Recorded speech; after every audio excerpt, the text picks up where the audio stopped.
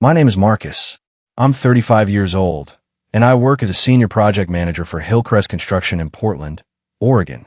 I've spent the last decade building my career from the ground up, managing multi-million-dollar commercial builds across the Pacific Northwest. I'm good at my job. I'm reliable. I show up early, stay late, and deliver results. I thought I was good at my marriage too. Turns out, I was the only one who thought that. The therapist's office smelled like lavender and lies. Dr. Patricia Chun sat across from us in her leather chair, notepad balanced on her knee, expression carefully neutral as my wife of 8 years prepared to detonate our marriage. We'd been seeing Dr. Chun for 6 weeks. Couples therapy was Natalie's idea. She said we'd grown distant, said we needed to reconnect, said she wanted to save what we had before it was too late. I believed her. That was my first mistake. Marcus, Dr. Chun said gently, Natalie has something she'd like to discuss with you today. Something important. I looked at my wife. She was beautiful, always had been. Blonde hair pulled back in a neat ponytail, green eyes that used to look at me like I mattered. Now those eyes were focused somewhere past my shoulder, like she couldn't quite meet my gaze. Okay, I said. What's on your mind? Natalie took a breath. Her hands were folded in her lap, fingers twisted together. She'd rehearsed this. I could tell by the way she straightened her spine, by the careful blankness of her expression. I think we should open our marriage, she said. The words hung in the air between us. Dr. Chen's pen stayed motionless above her notepad. The clock on the wall ticked steadily, measuring out seconds that felt like hours. Open, I repeated. You mean we should be allowed to see other people. Romantically. Physically. Her voice was steady, clinical, like she was proposing a business arrangement. I've been reading about it. Ethical non-monogamy. Lots of couples do it. It could save us. I sat back in my chair. The leather creaked under my weight. You want to sleep with other people. I want us both to have that freedom. It's not about wanting to leave you, Marcus. It's about growth. About not putting all this pressure on one person to meet all our needs. Dr. Chen leaned forward slightly. Marcus, what are you feeling right now? What was I feeling? Shock. Betrayal. A cold, creeping certainty that this conversation had been planned long before we walked into this office. That the decision had already been made, and I was just here to be managed. How long have you been thinking about this? I asked Natalie. She hesitated. A few months. And you're just bringing it up now. In therapy. I wanted a safe space to discuss it. I knew you'd be upset. Upset. I almost laughed. Yeah, you could say that. Dr. Chun intervened. Let's take a moment to process. Marcus, this is clearly unexpected for you. Natalie, can you help Marcus understand where this is coming from? Natalie uncrossed and recrossed her legs. We barely have sex anymore. You're always working. When you are home, you're tired. We don't talk like we used to. I feel lonely in this marriage. Marcus, I feel invisible. Every word was a calculated strike.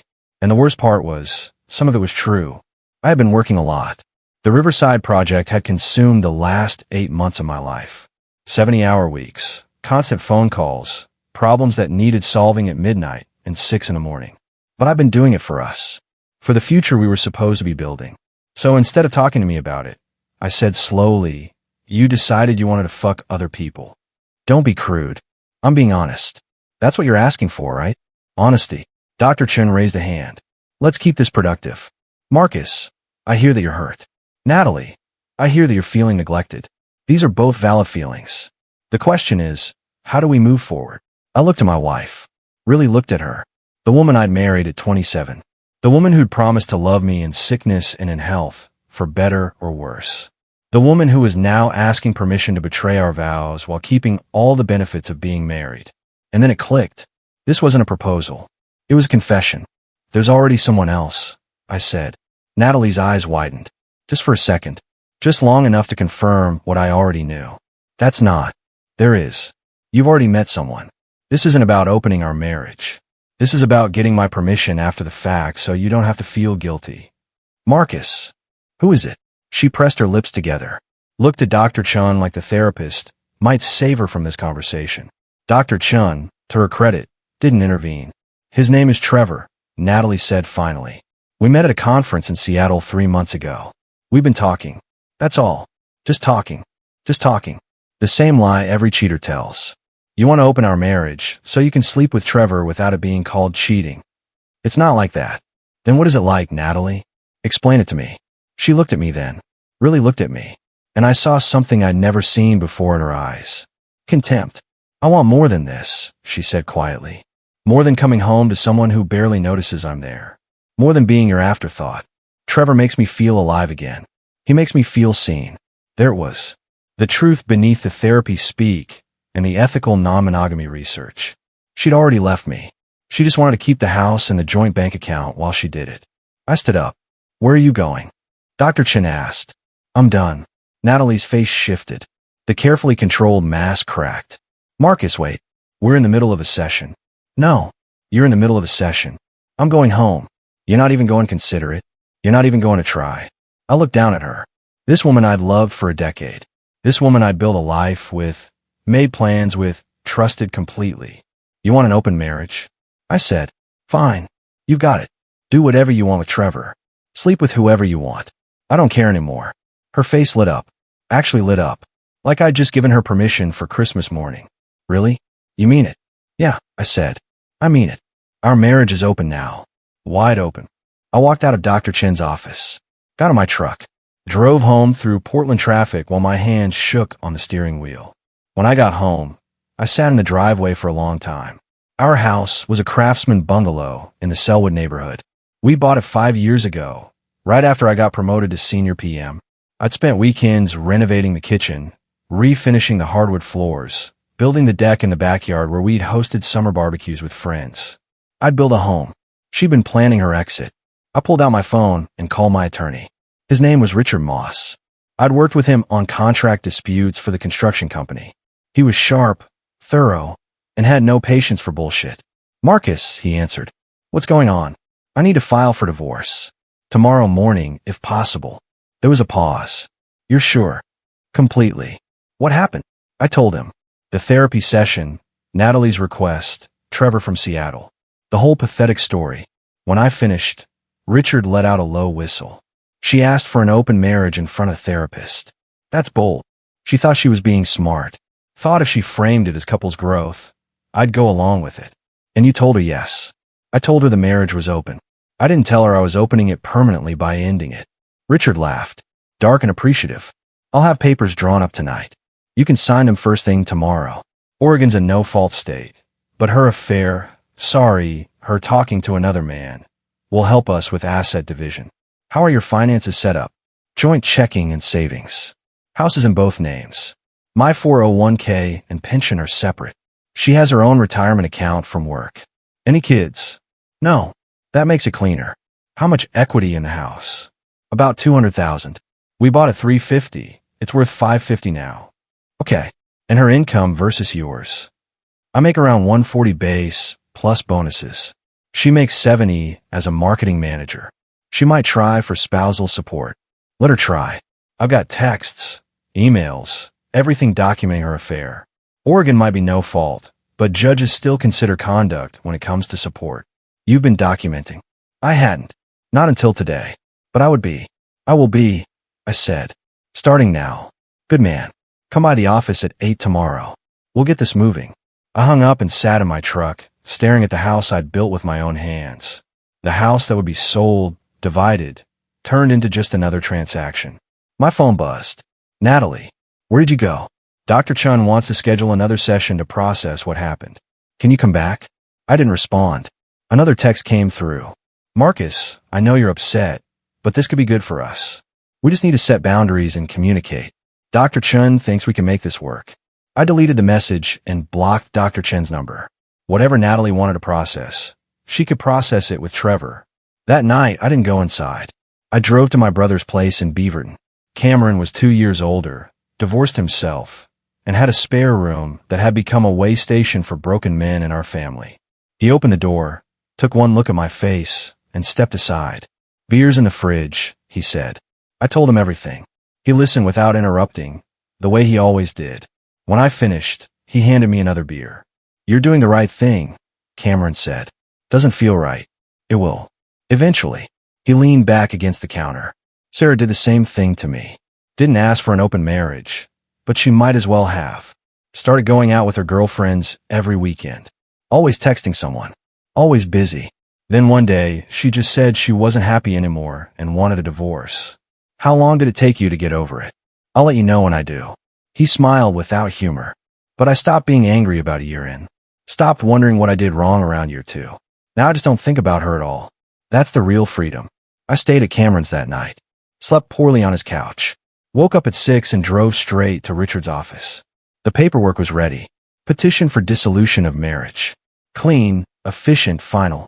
I signed every page. How do you want to handle service? Richard asked. I'll tell her myself. Today. You sure? We can have a process server. I want to see her face. Richard nodded. Your call. Just don't let it turn into a confrontation. Tell her she's been served. Give her the papers. And leave. Don't argue. Don't explain. Don't give her anything she can use later. I drove home at 8:30. Natalie's car was still in the driveway. She'd be getting ready for work. Probably assuming I'd slept at a hotel or at Cameron's. Probably planning what she'd say when I came home apologetic and ready to discuss boundaries for a new open marriage. I walked into the house. She was in the kitchen, making coffee, dressed for the office in slacks and a blouse. She turned when she heard me. Marcus. Finally. We need to talk about last night. You can't just walk out of therapy like that. I set my briefcase on the counter. Pulled out the manila envelope Richard had given me. What's that? Natalie asked. Divorce papers. The color drained from her face. What? You want an open marriage? I'm opening it. Permanently. Marcus, no. That's not. I didn't mean. You meant exactly what you said. You want to be with Trevor. You want the freedom to explore other relationships. I'm giving you that freedom. All of it. Her hand started shaking. This is insane. You can't just file for divorce because I suggested something in therapy. I can actually. And I did. You're being served right now. I handed her the envelope. She didn't take it. Just stared at it like it might bite her. We can fix this, she said, voice rising. We can go back to Dr. Chun. We can work through this. I'll stop talking to Trevor. We'll focus on us. You should have focused on us 3 months ago. Before you met Trevor. Before you started planning your exit strategy. I wasn't planning an exit. I was trying to save our marriage. By fucking someone else. I haven't slept with him. Yet. You haven't slept with him yet. I put the envelope on the counter between us. You've got 30 days to respond. My attorney's information is inside. Have your lawyer contact Richard. I turned to leave. Marcus, please. Her voice cracked. Don't do this. We're supposed to talk about these things. We're supposed to work through problems together. I stopped. Looked back at her. You didn't want to work through problems, Natalie. You wanted permission to cheat. You thought if you dressed it up in therapy language and made it sound progressive, I'd just go along with it. You thought I'd be too weak or too stupid to see what you were really asking for. That's not true. Then answer me one question. Honestly. She nodded, tears streaming down her face now. If I'd said no in Dr. Chen's office, if I'd refused to open the marriage, would you have stopped seeing Trevor? She opened her mouth, closed it, looked away. That was answer enough. You'll get served papers at work in a few days, I said. I'd take the day off if I were you. I walked out, got in my truck, drove to the construction site where the Riverside project was finally wrapping up. My crew was already there. Good men who showed up on time, did quality work, and didn't make excuses. They saw my face and knew something was wrong, but they didn't pry. That's the thing about construction crews. They understand that sometimes a man needs to work through something with his hands instead of his mouth. I spent the day framing out the last section of the 3rd floor. Physical work. Honest work. Work that made sense in ways my marriage never had. By the time I got back to Cameron's that evening, my phone had 17 missed calls from Natalie and 9 text messages ranging from apologetic to angry to desperate. I didn't read any of them. Richard called at 7. She called my office, he said. 5 times. What did she want? To talk to you. To negotiate. To make this go away. He paused. She also threatened to contest the divorce. On what grounds? She didn't specify. Just said she wasn't going to make this easy. Let her try. I've got documentation of her affair. I've got the therapist as a witness to her requesting an open marriage. What's she going to contest? People get stupid when they're desperate. Marcus, just be prepared for this to get ugly. It got ugly faster than I expected. 2 days after I served her, Natalie called my boss. Jerry Hendricks had been my supervisor for 6 years. Solid guy. Former Marine.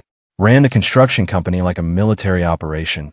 Efficient, fair, zero tolerance for drama. He called me into his office on a Friday morning. Got a strange call yesterday, Jerry said, leaning back in his chair. From your wife. My jaw tightened. What did she say? Said you've been having some kind of mental breakdown. Said you filed for divorce out of nowhere, and she's worried about you. Asked if I'd noticed any concerning behavior at work. And what did you tell her? I told her your work performance has been exemplary as always, and that your personal life is none of my business unless it affects your job. He fixed me with a steady look. Is everything all right, Marcus? I told him. Not everything, but enough. The therapy session, the request for an open marriage, the divorce filing. Jerry listened without expression. When I finished, he nodded once. Your wife sounds like a piece of work. Ex-wife. Almost. Good man. Keep it that way. He stood up, signaling the conversation was over. You need time off to deal with legal stuff. You let me know. Otherwise, I don't want to hear her name again. Yes, sir. But Natalie wasn't done. She called my parents next. My mom phoned me that evening, worried and confused. Marcus, honey, Natalie called. She said you walked out of marriage counseling and filed for divorce without any warning. She said you won't talk to her or see a therapist. What's going on? I explained. Again, the open marriage request. Trevor. The whole situation. My mother was quiet for a long moment. That woman, she finally said, has some nerve. She's trying to control the narrative. Make me look like the unstable one. Well, she can try. Your father and I know you better than that. She paused. We never liked her much anyway. You could have mentioned that before I married her. Would you have listened? Probably not. Natalie's smear campaign extended to our mutual friends. Couple we'd spent years with, people I'd considered close. She told them I'd refused to work on the marriage, that I'd given her an ultimatum, that I was being unreasonable and vindictive. Some of them believed her. Stopped returning my calls. Unfollowed me on social media. Chose sides in a war I didn't start. Others reached out quietly. Asked to hear my side of the story. When I told them about the open marriage request, about Trevor, about the calculated way Natalie had tried to manipulate me in therapy, their support shifted firmly to my corner. One of them, my buddy Jason, met me for beers 3 weeks into the divorce process. I have to tell you something, Jason said, looking uncomfortable. About Natalie and Trevor. My grip tightened on my beer bottle. What about them? They've been seen together. Around town. At restaurants. They're not exactly hiding it. How long? I saw them 2 weeks ago at that Italian place on Hawthorne. Before that, Amy said she saw them at a movie theater in Beaverton. Jason shook his head. She didn't waste any time, man. She'd already wasted 3 months.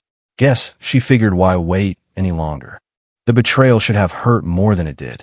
Instead, it just felt like confirmation. Natalie had never intended to work on our marriage. The therapy was theater. The open marriage proposal was a last-ditch attempt to have her cake and eat it too. She'd already chosen Trevor. I just refused to play along.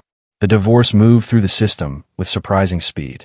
Richard was efficient, and Natalie's attorney, a nervous young guy named Brad who seemed perpetually overwhelmed, kept trying to negotiate settlements that Richard dismantled within hours. They wanted the house. Richard countered with a buyout at current market value or for sale with equal division.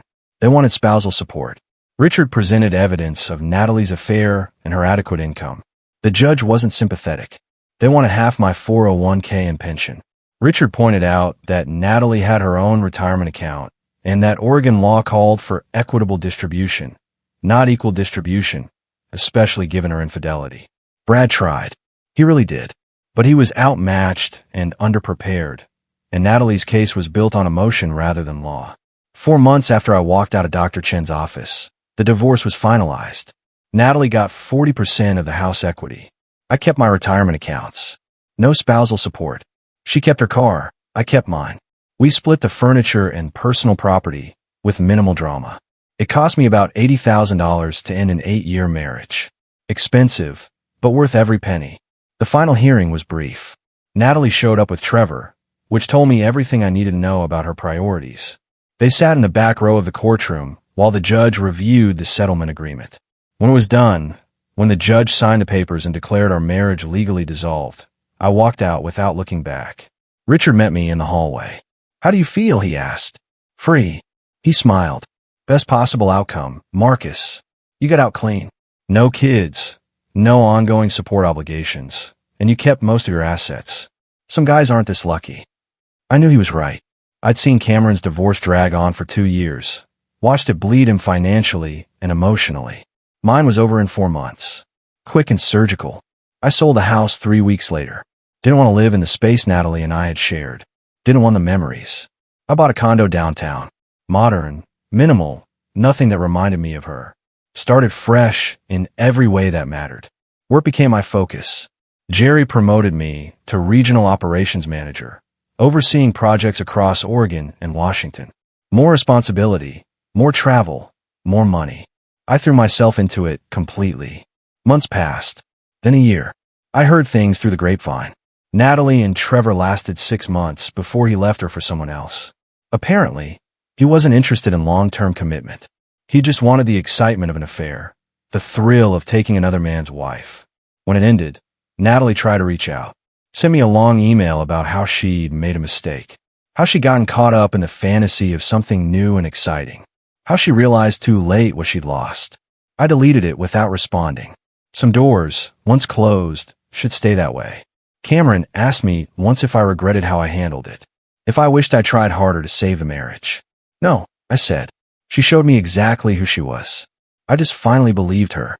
2 years after the divorce, I met someone new. Her name was Rachel. She was a structural engineer, smart and funny, with zero interest in playing games or testing boundaries. We took it slow. I'd learned my lesson about rushing into forever with someone I didn't fully know. But when she asked me about my ex-wife, about what went wrong, I told her the truth. She wanted an open marriage, I said. Asked for it in therapy, like it was a totally reasonable request. Rachel's eyes widened. What did you say? I agreed. Told her the marriage was open. Then I filed for divorce the next morning. Rachel laughed. Actually laughed. That's brilliant. She thought she was being clever. Thought she could manipulate me into accepting her affair. But you were 3 steps ahead. I just refused to be someone's backup plan. Rachel reached across the table and took my hand. Good. Because you're nobody's backup plan, Marcus. You're the whole plan or nothing. I smiled. For the first time in years, I actually believed it. Natalie had wanted freedom. She'd wanted to explore, to feel alive, to chase the excitement of something new without giving up the security of what she already had. Instead, she lost everything. The house, the marriage, Trevor, her credibility with friends and family. She'd gambled on having it all and ended up with nothing. I didn't take pleasure in her downfall, but I didn't lose sleep over it either. Some people need to learn the hard way that actions have consequences, that you can't betray someone and expect them to stick around for the aftermath. Natalie learned that lesson in the most expensive way possible. As for me, I learned something too. I learned that the moment someone shows you they don't value you, the only response is to believe them and walk away. No arguments, no negotiations, no second chances for people who've already chosen someone else. Just clean, decisive action. And the freedom that comes from knowing you deserve better than being someone's fallback option. That's what I did when my wife demanded an open marriage at therapy. I agreed. And then I opened the door and walked out of her life forever.